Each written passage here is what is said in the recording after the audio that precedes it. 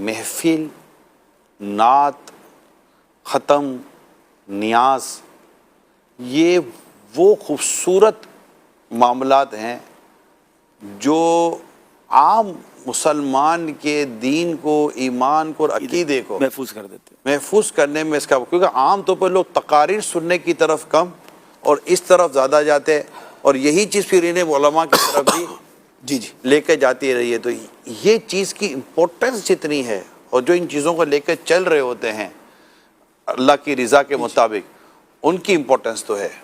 یہ تو کبھی تجزیاتی طور پہ آدمی اس پہ غور کرے نا، تو یہ حقیقت ہے کہ ایمان بچانے میں بہت بڑا ہاتھ نعت خوانیوں کا ہے۔ واہ، عقیدوں کی پختگی، دلوں میں نعتوں کا اترنا اور عقائد کا اترنا اور فضائل کا اترنا اور محبت رسول صلی اللہ علیہ وسلم کا دل میں جاگزی ہونا، اس کے پیچھے شاید سب سے بڑا فیکٹر نعت خوانی ہوتا ہے۔ واہ واہ واہ واہ، کیونکہ آج تو نعت بہت خوانی خوش ہو جائیں گے۔ علم اور کیف دونوں دیتی ہے۔ واہ، تقریر جو ہوتی ہے نا وہ نارملی علم دیتی ہے، اور اس میں کیف کہیں کہیں بنتا ہے۔ کتاب زیادہ تر علم دیتی ہے، کیف کم بنتا ہے۔ لیکن نعت خوانی جو ہے نا وہ دو چیزوں کو اکٹھے دل میں اتارتی ہے۔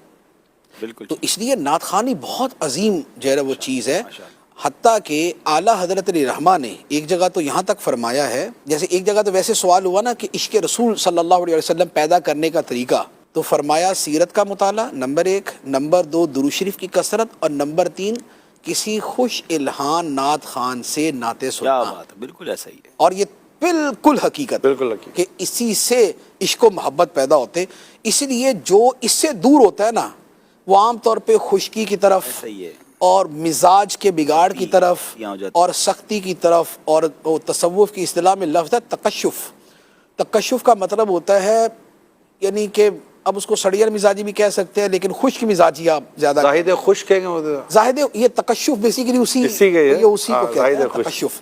اور زاہد بھی تو ہو نا، پتہ چلا زاہد بھی نہ ہو، صرف تکشف ہی ہو اس اس کے کے اندر۔ علاوہ یہ نعت خوانی اور ذکر رسول صلی اللہ علیہ وسلم اس انداز پر، اور یہ جو ایک نعت خوان کے ایک اپنے انداز ہوتے ہیں، یہ اہل سنت کی پہچان ہے الحمدللہ۔ اس کے بغیر بھی تو لوگوں نے واعظ و نصیحت سنے ہوئے ہوتے ہیں، جو جس کو نام واعظ و نصیحت کیا، لیکن وہ چیزیں اور وہ تڑپ اور وہ بلکنا، وہ مدینے کی یاد میں تڑپنا، اور عشق رسول میں